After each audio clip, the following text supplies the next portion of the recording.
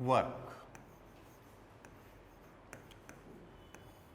mechanical work we are talking basically. Mechanical work होता है dw is equal to f dot dx. If it is a constant force, so then w is equal to f dot s, and this comes out as fs cos theta. Okay, this is basically force into displacement of point of application of force, not the exactly displacement of body, displacement of point of application of force. Correct?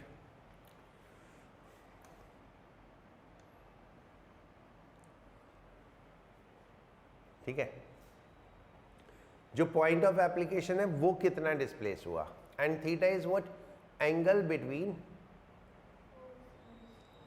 ठीक है, इन direction of force. That is exact definition. So that include the angle also, right? Like ये एक object है, ये force है, and it get displaced by S, angle theta. So then W is equal to F S cos theta.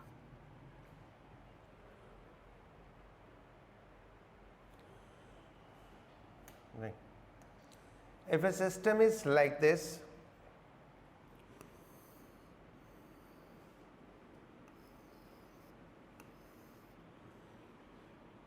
ये एक object, ये रस्सी बांध के इसको खींच रहे हैं आदमी, एक आदमी इसको खींच रहा है, राइट. से it apply a force of 20 Newton.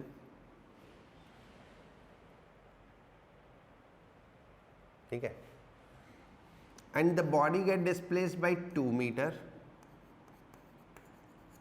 while man get displaced by 4 meter.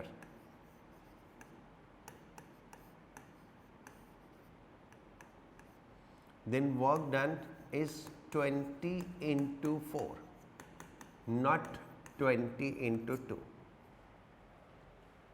ठीक है, राइट. जो यहाँ पे फोर्स लगाई, ये पॉइंट कितना डिस्प्लेस होगा, दैट मैटर्स. ठीक है. So in most of the cases point of application body पे ही होता है, तो इसलिए हमें पता नहीं चलता. But if the point of application is somewhere else, then you have to find that how much distance the point of application moved. Correct. So इस केस में 20 into 2 नहीं होगा, 20 into 4 होगा. ओके. नाउ अगर वेरिएबल फोर्स है तो integrate करके ही निकालेंगे. That's true. F dot D x integration x1 to x2.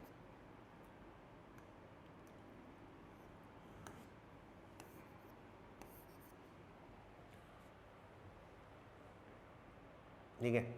On F S graph, force displacement graph, work is equal to area with sign, like ये force displacement graph है, it is something like that. ये 20, ये displacement 10, ये displacement 20 और ये force 10. ठीक है. So then total area is work is equal to area, कितना हुआ, plus 20 into 10 minus 10 into 10. So work done is 100. ठीक है. You have to take with sign.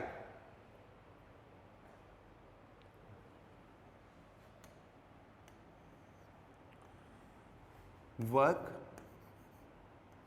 can be 0, negative, positive depending on theta. अगर theta 90 degree हो गया तो work 0 हो गया, थीटा लेस देन 190 है तो पॉजिटिव और ग्रेटर देन 90 है तो negative, right? It means if force is perpendicular to motion, then work done is 0. Okay. Work energy theorem. The work energy theorem says work is equal to change of kinetic energy. That is half m v2 square minus v1 square. अगर kinetic energy बढ़ रही है तो work positive, kinetic energy कम हो रही है तो negative, right?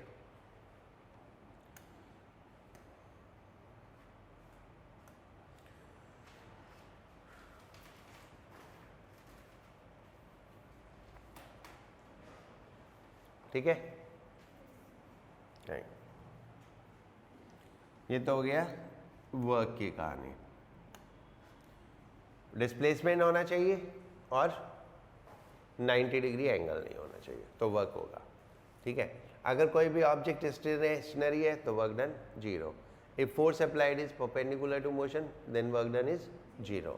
Like एक आदमी हाथ में ऑब्जेक्ट लेके और ऐसे चल रहा है तो उसने तो फोर्स ऊपर लगाई हुई है वेट के अपोजिट, लेकिन वो आगे चल रहा है तो वर्क डन 0। लाइक एक आदमी बाल्टी लेके जा रहा है तो work done by that is 0। Work done by coolie, ठीक है, having load on hand is 0। Okay,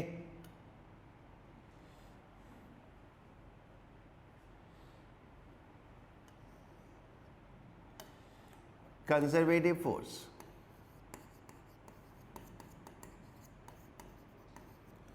if work doesn't depend on path, अगर वर्क पाथ पे डिपेंड नहीं करता तो force is conservative. For conservative force F is equal to minus du by dr. U is potential energy, force is negative of potential energy gradient, right? Potential energy is basically the function of the conservative force. In non-conservative force potential energy exist नहीं करती, इसीलिए तो potential energy कौन सी होती है? Gravitational potential energy, electrostatic potential energy, because they are conservative force, right? Non-conservative force,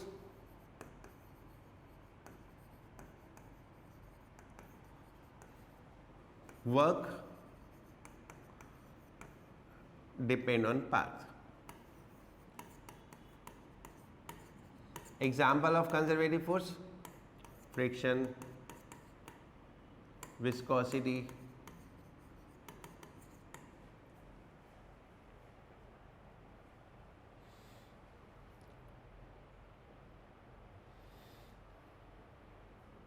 ठीक है?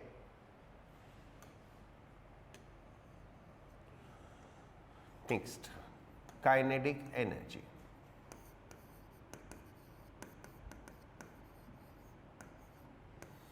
Kinetic energy is half mv square. Relation with momentum is p square upon 2m.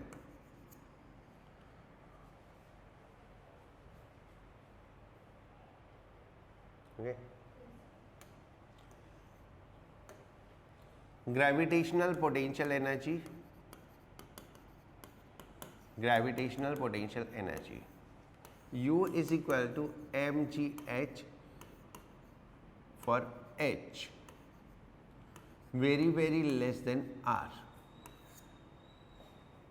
R is what? Radius of earth.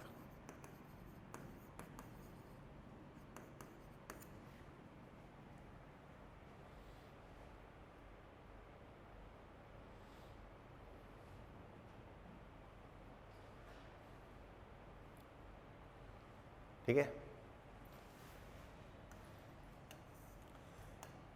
elastic potential energy of a spring.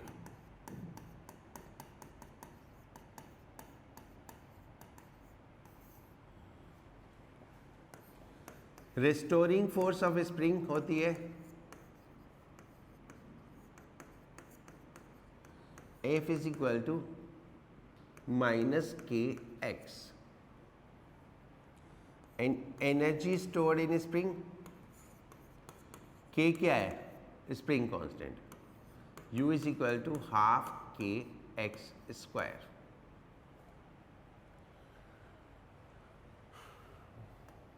Right?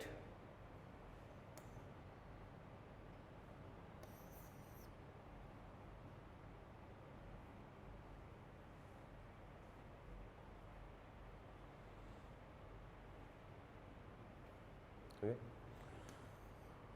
Now, conservation of mechanical energy.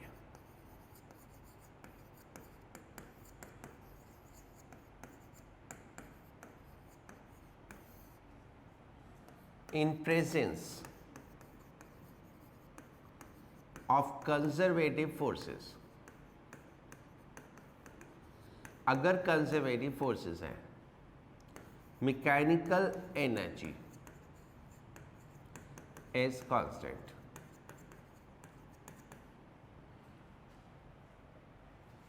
Mechanical energy means kinetic energy plus potential energy. So this sum of kinetic and potential energy remain constant. Okay. कौन कौन से थे? 5, 3, 4, 5, 6, 7 and 12. Right. Question number 3. A child on a swing is 1 meter above the ground and at the lowest point and 6 meter above the ground at the highest point. ये 1 metre से ऊपर गया कितना? 6 metre. So how much is change in height? That is 5 meter. The change in height is 5 meter.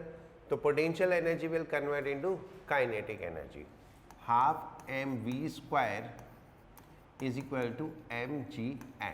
mm cancel हो गया, तो v square is equal to 2 into 10 into 5. कितना हो गया? v is equal to 10 meter per second. Right? Fourth, a long spring is stretched by 2 centimeter. Its potential energy is u. जब 2 centimetre stretch किया तो potential energy u है, तो u is equal to half k into 2 square. What will be the potential energy when it is stretched by 10 centimeter? तो u dash is equal to half k into 10 square. Divide कर दो, half k तो cancel हो गया, तो u dash is equal to 10 square u upon 2 square. That is 25 u. ठीक है.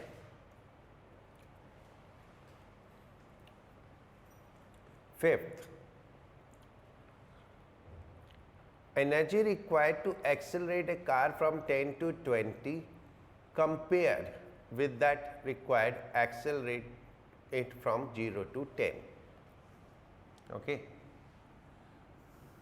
So energy required from 10 to 20 is half m 20 square minus 10 square, and energy required from half 0 to 10, so half 10 square minus 0 square, the change in kinetic energy, half m v2 square minus v1 square. So this is how much? E is E dash into कितना? 300 upon 100, so that is 3 times. So energy will be 3 times, right?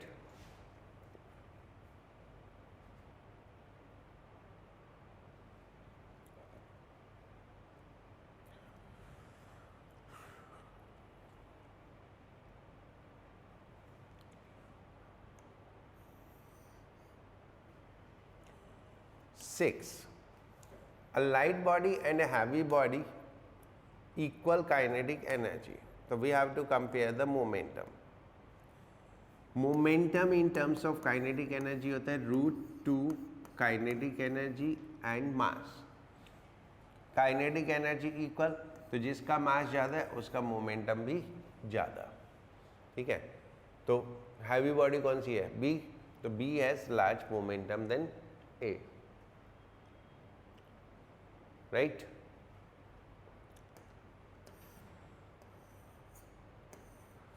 Seven. A uniform chain of length L and mass M is lying on a smooth table and 1/3 of its length is hanging over the edge. The work required to pull the hanging part of from the table. ये table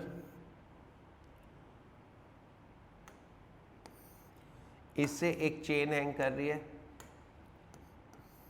and उस chain का 1/3 part नीचे है. Right? तो 1/3 part का wait कितना होगा? पूरी चेन का वेट mg, तो 1/3 पार्ट का weight mg/3. Right? It is a uniform distribution of mass. So what you need to do, convert it into a point mass. Point mass where? At the center. तो अगर हम इसको एक point mass में convert करते हैं at the center, mg/3. तो what is the height to which the center is to be raised? अगर पूरी length l/3 है तो center की height कितनी है top से? l/3 का half, that is l/6. So you have to lift the mg/3 by l/6. So that is work done is equal to change in potential energy. Change in potential energy is mg h. h कितना? l/6. So this is mg l/18. mg l/6 तो mg l/18. Right? जब भी ऐसा कुछ uniform distribution of mass का system हो उसको point mass में कन्वर्ट कर लो. कहाँ पे? सेंटर पे. लाइक एक रॉड है L लेंथ की, M मास की. M मास L लेंथ, ये इस पॉइंट के अबाउट घूम सकती है. हमने इसको नीचे गिरा दिया. So what is change in potential energy? The change in potential energy, तो सेंटर पे वेट होता है, तो सेंटर कितना नीचे आ गया? सेंटर यहाँ से आ गया तो l/2 नीचे आ गया सेंटर. तो चेंज इन पोटेंशियल एनर्जी कितना हो गया? mg l/2. राइट? समझ गए?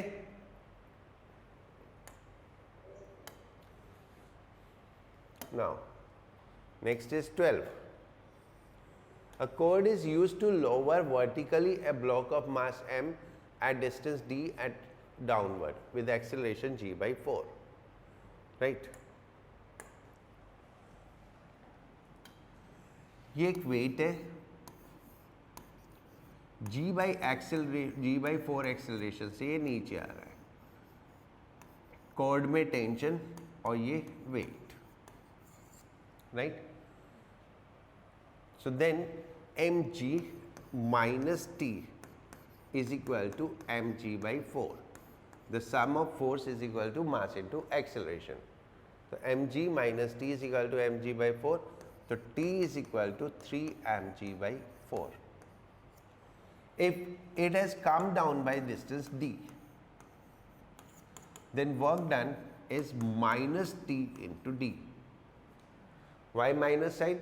Because tension is upward and it is coming down.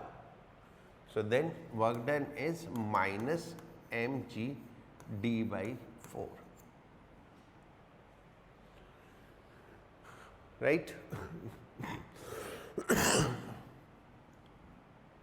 हो गया? सर इसका आंसर -3 आएगा. ये 3 mg है ना, ये 3 mg है तो 3 रहेगा ना. यहाँ से वहाँ तक चेंज थोड़ी होएगा. वो तो मेरा चेंज हो जाता है, वैसे थोड़ी चेंज होएगा. Okay? Done? Now, power. Average power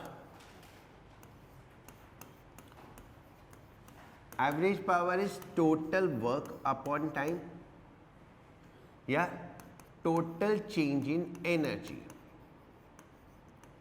upon time. Change in energy upon time. Instantaneous power. Instantaneous power is rate of doing work, that is dW by dt, या rate of change of energy. ठीक है, या rate of change of energy, दोनों में से कुछ भी. If we look for the work, तो power is work हो जाता है F dot dx upon dt. So the power is F dot V. This is instantaneous power. Unit of power, watt.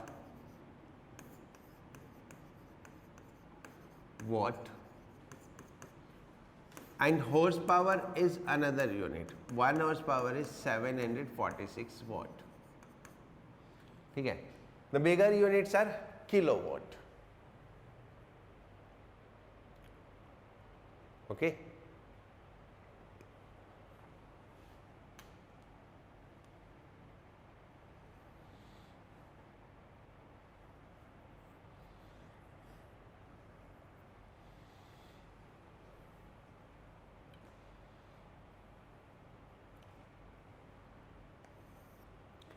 Efficiency of a machine.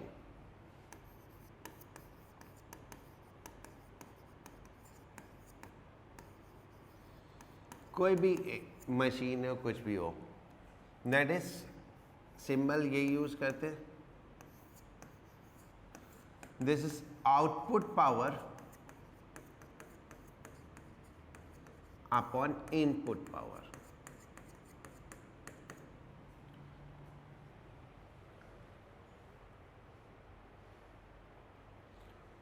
Power is basically the rate at which work can be done. If the work is done at a faster rate, then power is more. If work is done at a slower rate, then power is less. Okay?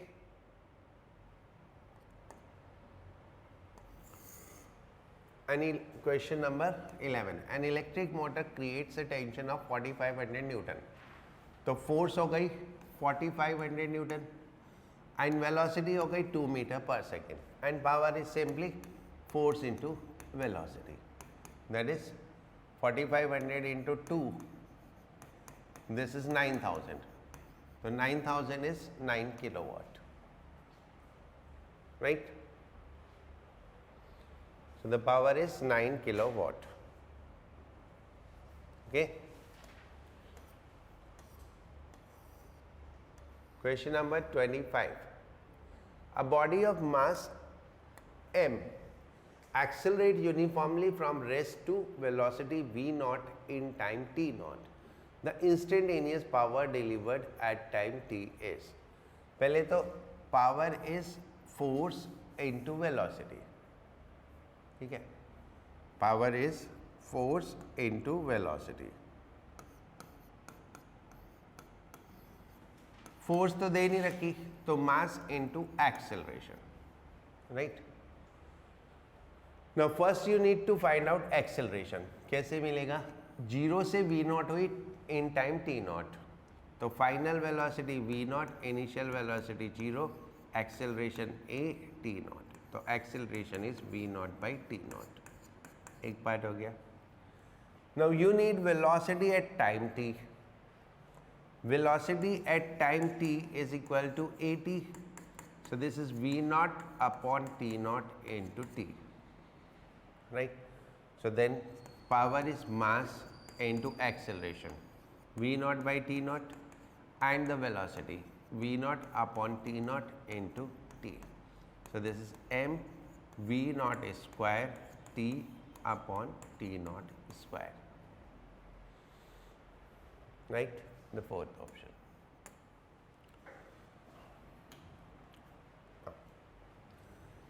Conservation of momentum.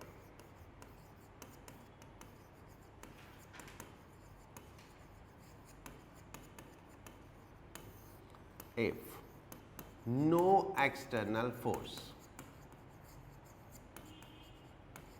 then momentum is constant. अगर कोई external force नहीं है तो momentum constant है, ठीक है। अगर two dimensional motion है, एंड if fx यानी force in x direction is 0, then momentum in x direction is constant, right? Fy not equal to 0, then Py not equal to constant.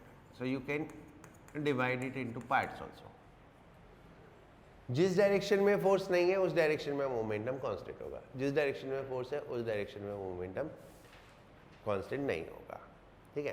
So in some of the cases we are working in the gravity, तो gravity में gravitational force होती है तो horizontal direction में momentum conserve रहेगा, vertical direction में नहीं रहेगा, राइट? ओके, बाकी तो अपनी कॉमन सेंस से सॉल्व करना है। एंड वेक्टर क्वांटिटी है, मैंने हर जगह वेक्टर साइन लगाया तो वेक्टर कैलकुलेशन होगी, okay. Initial at rest, explode into two pieces 4 kg and 8 kg. The speed of 8 kg is 6 meter per second. The kinetic energy of 4 kg is, right? 8 kg की speed 6.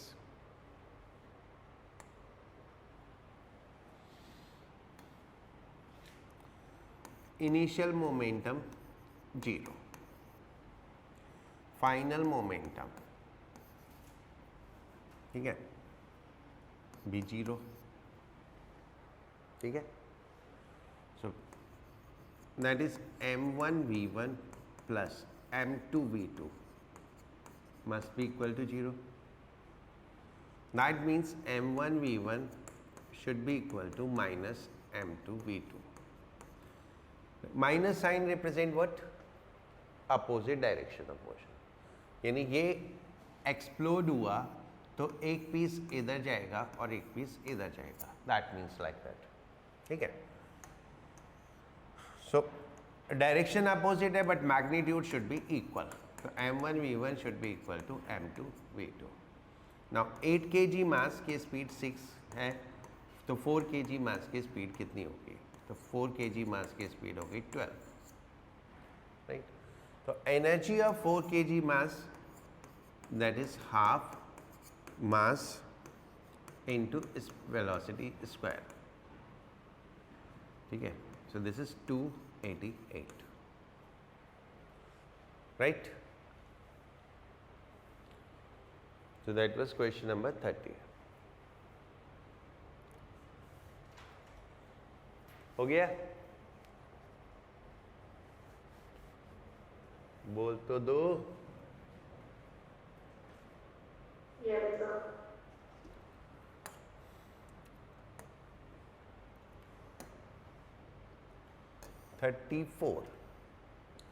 A cannonball is fired with the velocity of 200 meter per second at angle 60 degree with the horizontal. At highest point it explodes into 3 equal fragment. One goes vertically up and second falls vertically down. The third goes where? Right? That is 200 meter per second at 60 degree. It is thrown like this, 200 meter per second at an angle 60 degree. So at the highest point, velocity is u cos theta, क्योंकि सिर्फ horizontal component होता है। तो at the highest point velocity is 200 into cos 60 1/2, तो that is 100. So initial momentum is mass into 100 velocity हो गई and the direction is I cap, horizontal direction, ठीक है. And the final momentum में 3 pieces हैं. m/3 100 वेलोसिटी से ऊपर गया तो j direction,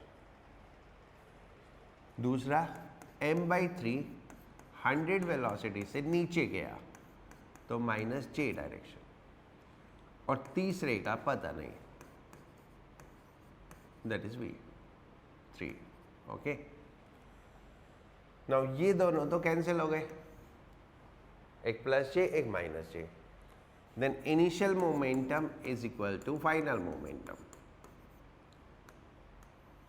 So initial momentum is 100 m I cap, final momentum is m/3 v3. तो m cancel हो गया, तो v3 is 300 I cap, यानी 300 meter per second in horizontal direction, right? 300 meter per second in horizontal direction, right?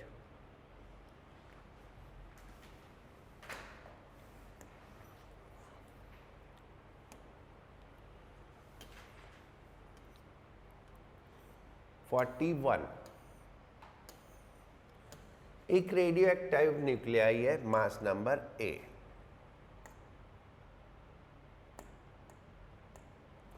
Mass number A है तो total mass हो गया ma, right. It is at rest, initially at rest, तो initial momentum 0, तो final momentum भी 0 होगा. अभी पीछे किए थे, 2 पार्ट हुए तो दोनों पार्ट अपोजिट डायरेक्शन में जाएंगे, तो m1 v1 should be equal to m2 v2. The alpha particle goes with speed v, तो अल्फा पार्टिकल का मास हो गया 4m. अल्फा पार्टिकल में 4 न्यूक्लियन होते हैं, इंटू v, और बाकी जो न्यूक्लियस बचा वो कितना बचा, a minus 4m. Total number of nucleons कितने, a, तो बचे कितने, a minus 4m into v2. Then m cancel, तो this is 4v upon a minus 4, right? Okay. Now question number 37 पढ़ो बस.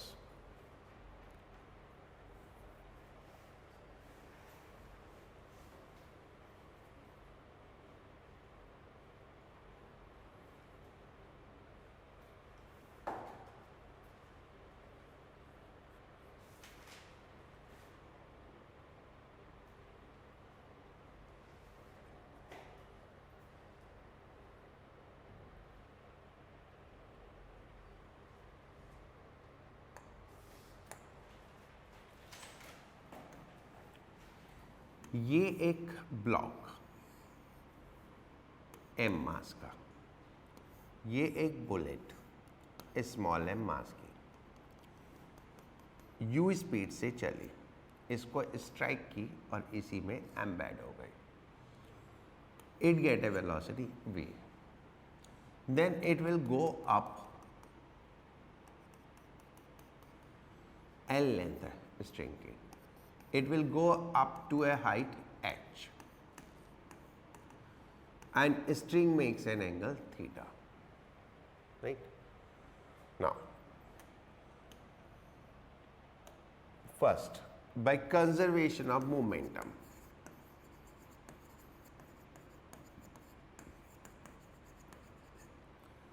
right?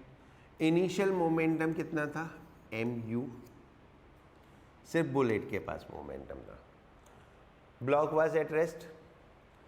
फाइनली दोनों कंबाइंड हो गए, तो m plus m and it get a velocity v, right. According to question this is 100 gram यानी 0.1 kg, the velocity is 150, this 0.1 plus 2.9 and the velocity is v. So this v is 5 meter per second. That is first part of this. Now, conservation of energy. It got a kinetic energy, then it will go to a height and will convert into potential energy. Kinetic energy is equal to potential energy. Kinetic energy half m plus m, दोनों मिल गए ना, v square m plus m g h. m plus m cancel हो गया, half. v is 5 square, g 10, h. h is h होगा l minus l cos theta या l into 1 minus cos theta, क्योंकि ये length है l, ये length है l और ये पार्ट कितना हुआ l cos थीटा. तो हाइट कितनी हो गई, पूरी लेंथ भी l और ये पार्ट l cos थीटा, तो how much height is left, l minus l cos theta. तो l into 1 minus cos theta. Put this value, l कितना है 2.5, 1 minus cos theta. Then this 25 cancel, so 1 minus cos theta is equal to half. So theta is equal to 60 degree.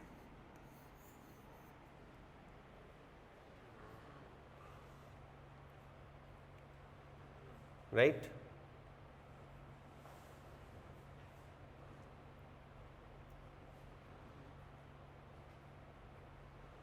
Now question number 44 पढ़ो.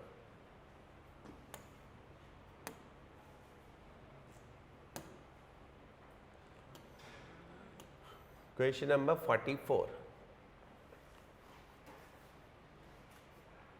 एक bullet 500 metre per second की speed से travel कर रही है. एक ब्लॉक को स्ट्राइक की जो कि एक रस्सी से हैंग कर रहे हैं. ब्लॉक 0.1 मीटर ऊपर गया. किस स्पीड से बुलेट बाहर निकली थी? Okay, this is what we need to find out. कुछ वैसा ही जैसा अभी किया, बट थोड़ा थोड़ा अलग. इस केस में बुलेट एम्बेड हो गई थी, इस केस में बाहर निकल गई. तो ये बुलेट m मास की u स्पीड से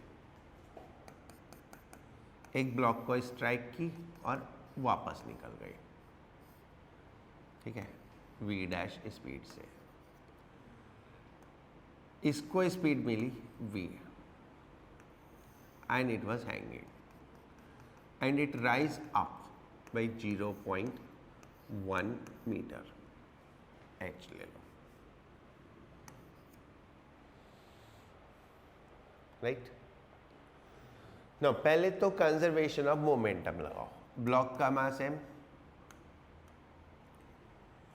तो पहले initial momentum mu, final momentum mv इसका और mv डैश इसका.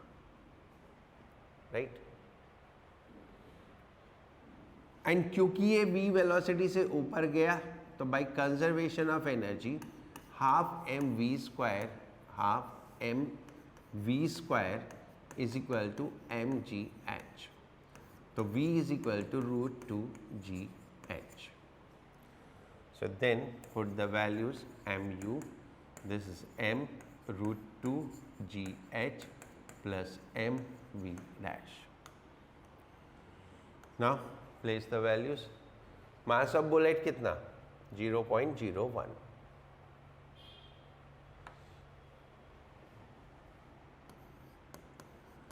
Speed of bullet 500. Mass of block 2 kg. Height it gone 0.1 meter. Mass 0.01. V dash. This is how much? 5.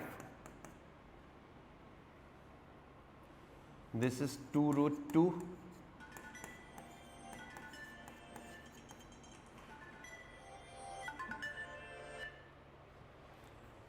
This is 2√2, calculate करो 2√2 कितना हो गया 2.8, 2√2 इज 2.8, तो 0.01 v dash is equal to 2.2, तो velocity is 220 metre per second.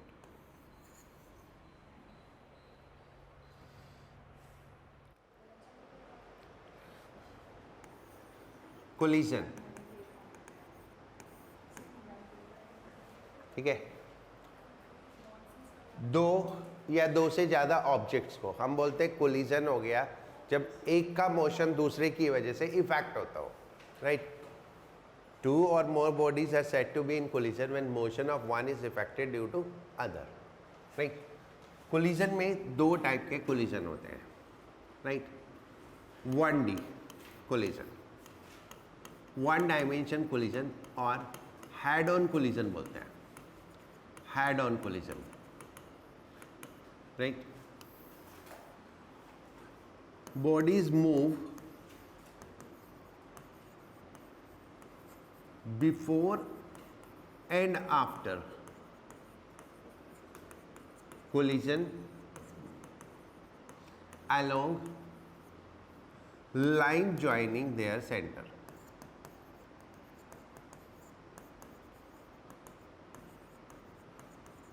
जो भी colliding bodies है वो कोलिजन से पहले और कोलिजन के बाद उनका मोशन चाहे सेम डायरेक्शन में हो चाहे अपोजिट डायरेक्शन में हो, but they are moving along line joining their centers,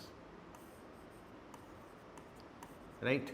चाहे ऐसे हो या ऐसे हो, that is the primary condition of the collision of one dimension.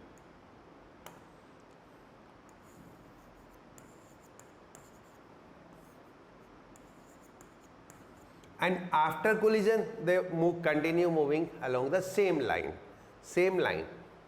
ठीक है. सेम लाइन मीन्स या तो सेम डायरेक्शन या अपोजिट डायरेक्शन, वो एक अलग फिनोमेना है. That is one dimension collision. 2D collision या ऑब्लिक कोलिजन,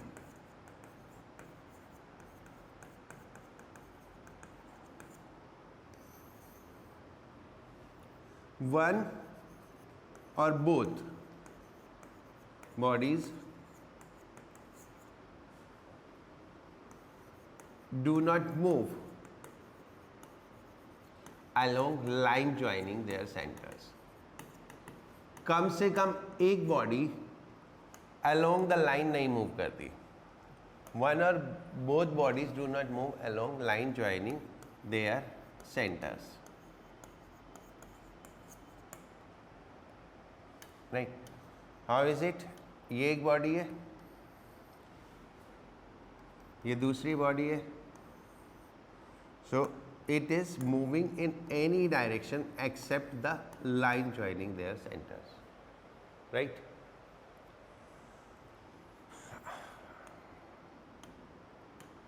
आफ्टर कोलिजन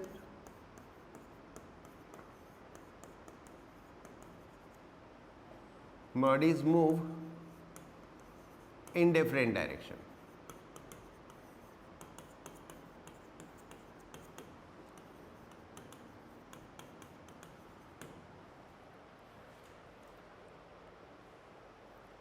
ठीक है. कोलिजन के बाद बॉडीज और दूसरी डायरेक्शंस में चली जाती हैं, ठीक है. So that is the condition for one dimension and two dimension collision, head on collision या oblique collision, right.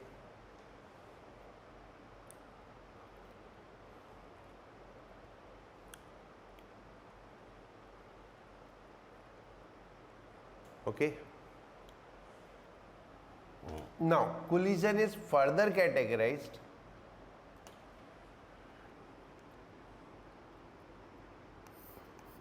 in any type of collision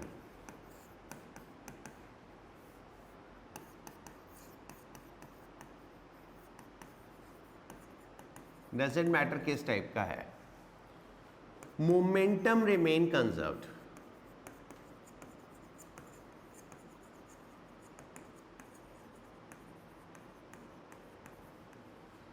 कोई भी टाइप का कोलिजन और मोमेंटम हमेशा कंजर्व होता है, right? Now elastic collision,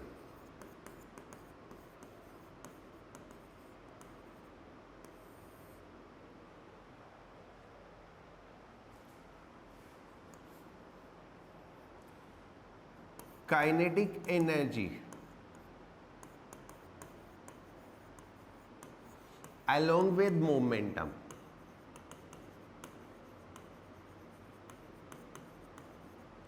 remain conserved, यानी पूरे सिस्टम की जो काइनेटिक एनर्जी है वो कांस्टेंट रहेगी।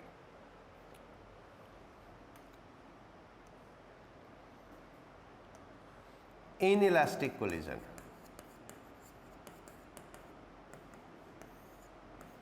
some loss of kinetic energy,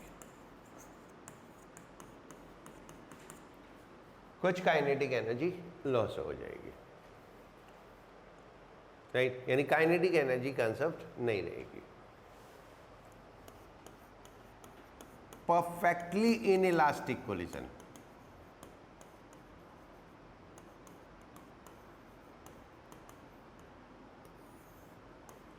bodies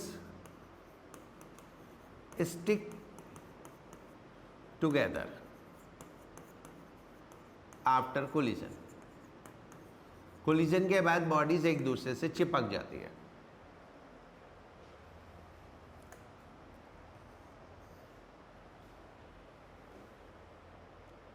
right?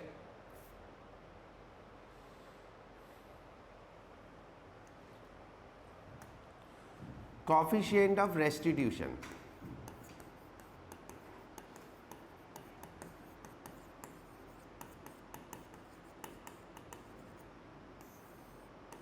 measures degree of inelasticity, degree of inelasticity of collision,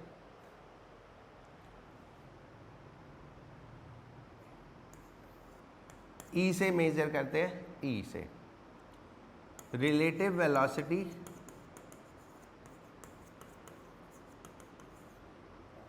after collision to relative velocity before collision, that is E is equal to V2 minus V1 upon U2 minus U1,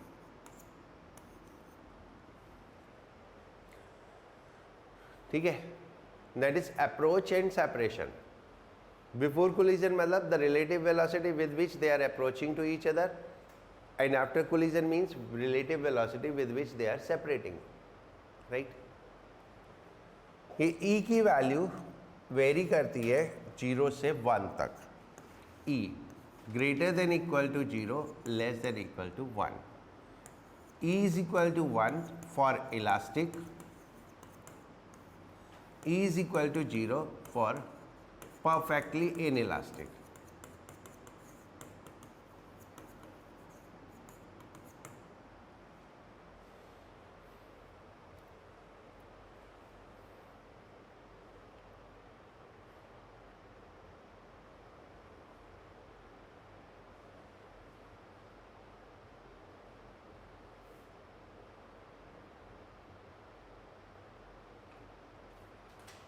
Right?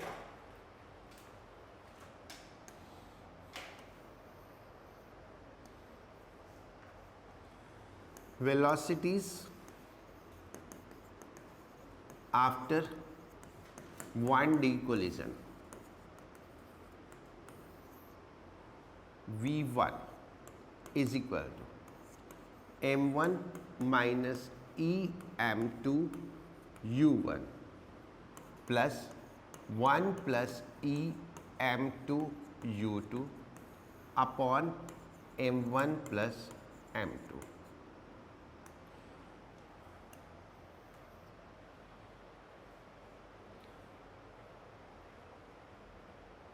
ये 1D collision के लिए formula है, ठीक है? V2 में क्या होगा? 1 और 2 इंटरचेंज हो जाते हैं, ठीक है। तो m1 की जगह आ जाएगा m2 minus E m1 u2 plus 1 plus E m1 u1 upon m1 plus m2। This is the standard formula for elastic, in elastic कोई भी हो, ई की वैल्यू रखो। इलास्टिक कोलिजन है तो ई को 1 रख दो, परफेक्टली इन इलास्टिक कोलिजन है तो ई 0 रख दो, and in any case E is given तो वो वैल्यू रख दो, right. Velocities after 2D collision,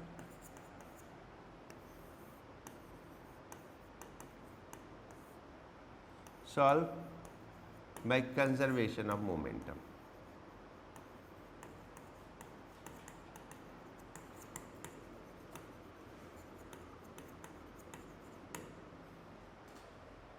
ठीक है,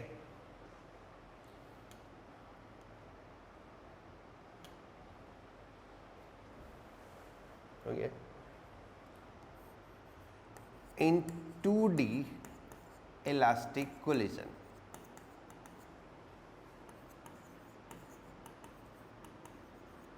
if m1 is equal to m2, u2 is equal to 0, then after collision bodies move perpendicular to each other।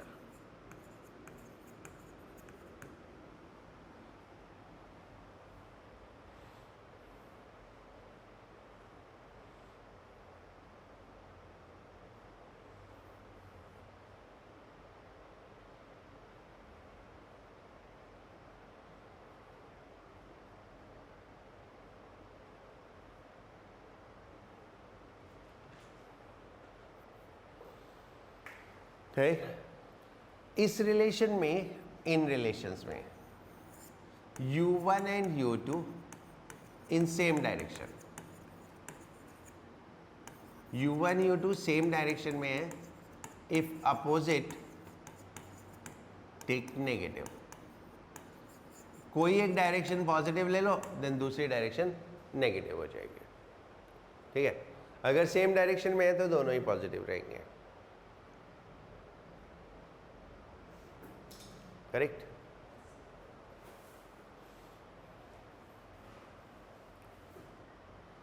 Okay, now bouncing off ball on ground.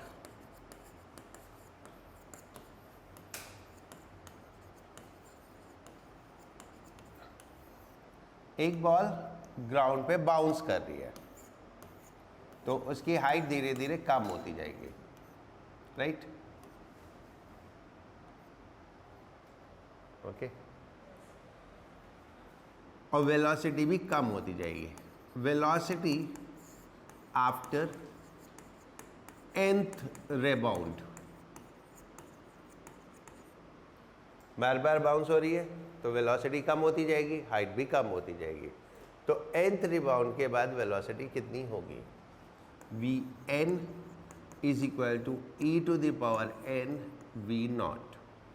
जो initial velocity थी उसमें e to the power n। Initial velocity यानी first rebound से पहले जो velocity थी, right. ये गिरी v नॉट वेलोसिटी से, एंड ये फर्स्ट रिबाउंड है v1 वेलोसिटी से, ठीक है। देन ये आएगी नीचे, then second rebound v2 velocity से, फिर ये इसी वेलोसिटी से नीचे आएगी, then third rebound v3 velocity से, this way, right. And height after nth rebound,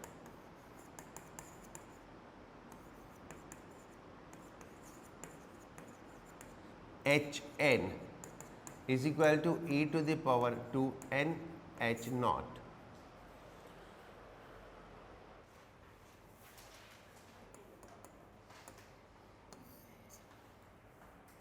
A sphere has a perfectly elastic oblique collision with another identical sphere which is at rest. I told you.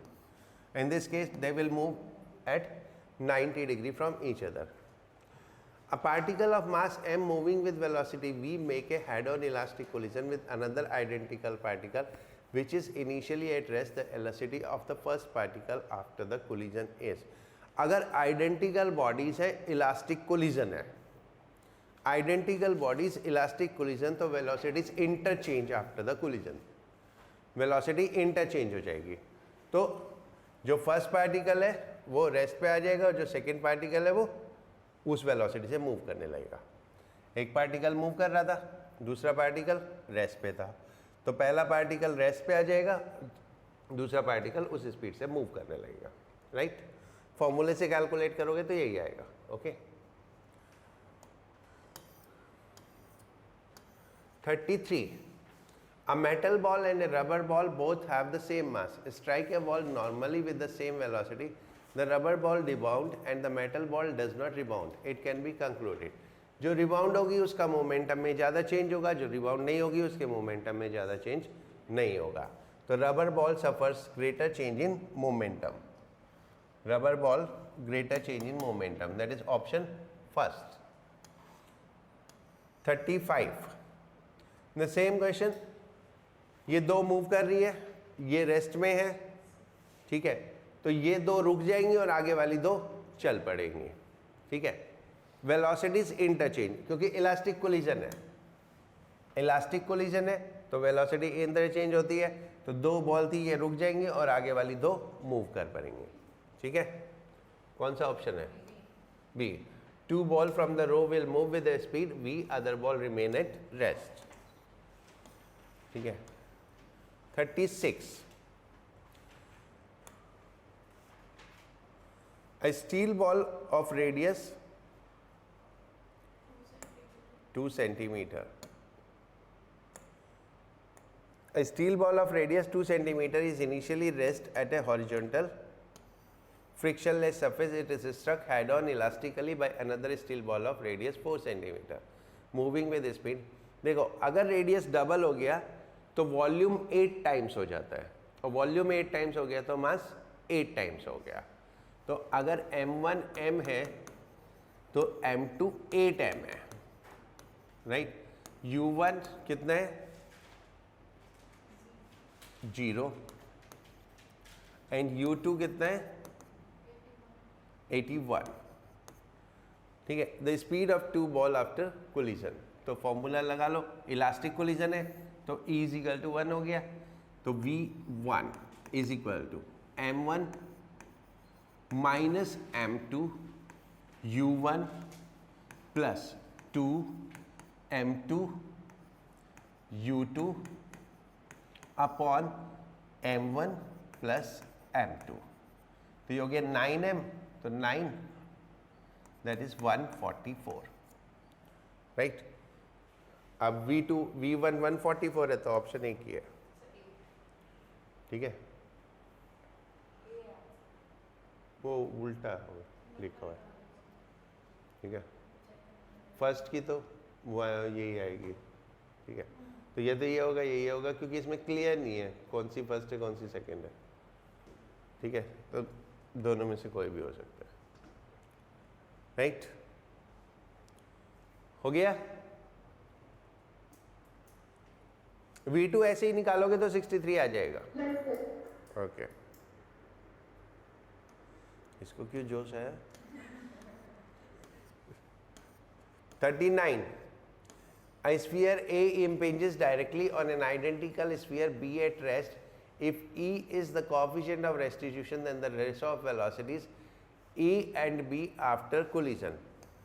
Ratio of velocity A, B at rest है ना? B at rest है and coefficient of restitution is E और identical है. Correct.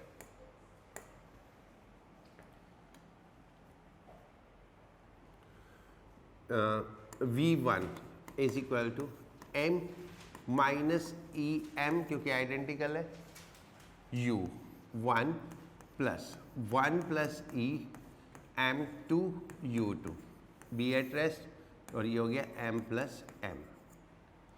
ठीक है, so this is 1 minus E 1 minus E u1 upon 2, ठीक है. Then V2 is equal to m2 minus E m1 u2 plus 1 plus E m2 m1 u1 upon m1 plus m2. So then V2 is equal to 1 plus E u1 upon 2. So the ratio V1 upon V2 is 1 minus E upon 1 plus E. Right? So the ratio is 1 minus E upon 1 plus E. Correct?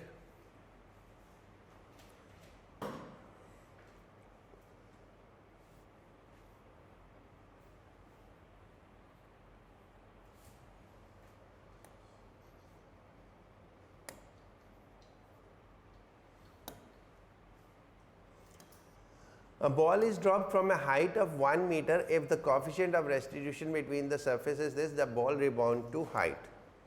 That is one rebound only, है ना? Hn is equal to e to the power 2n h naught. ये first rebound है h1. E कितना है 0.6 square और h naught कितना है 1 metre. So this is 0.36. That's 0.36. Okay.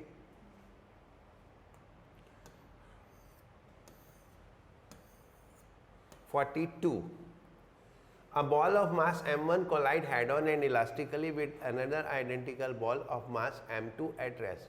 The transfer of energy will be maximum. Maximum जब identical होंगे तो velocities interchange हो जाती है, तो maximum transfer will be m1 is equal to m2. तो सारी की सारी एनर्जी ट्रांसफर हो जाएगी उस केस में. 43 A ball moving with a speed v strikes the bob of a simple pendulum at rest. The bob of mass is equal to this if the collision is completely inelastic. The height to which the ball bob system will rise. Right?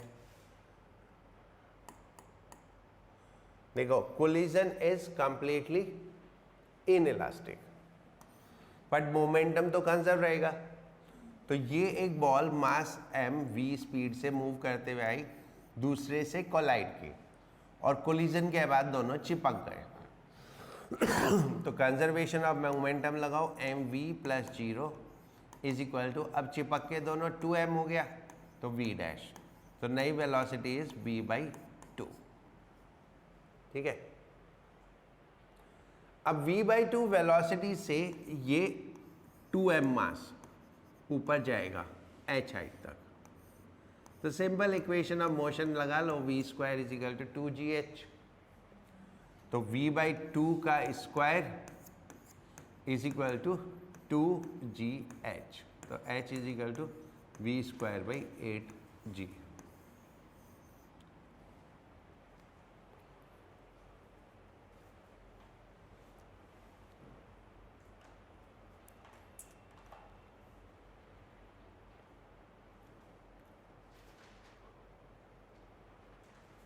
Okay.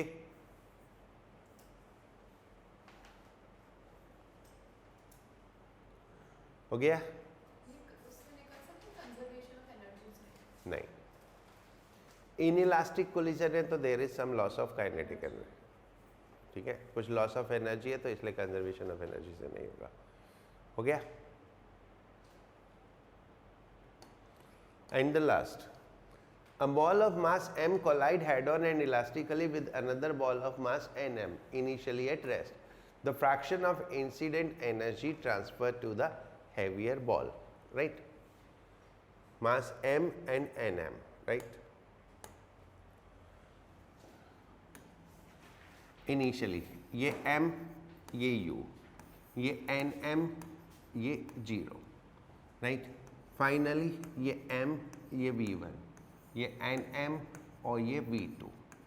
Now fraction of energy transferred means energy of this to initial energy. इसकी energy कितनी हुई?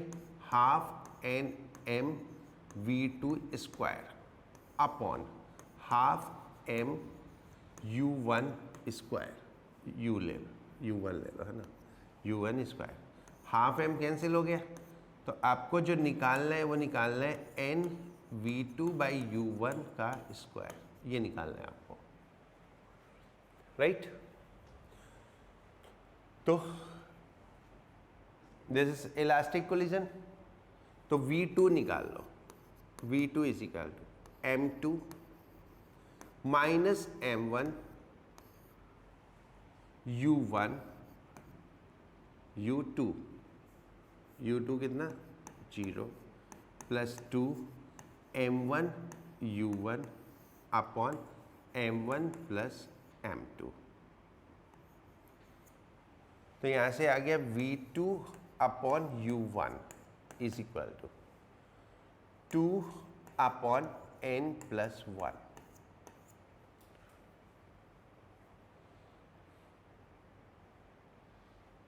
ठीक है,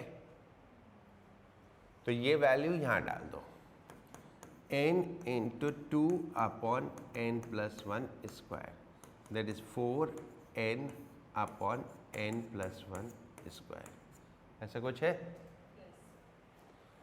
option में, 4n upon n plus 1 square.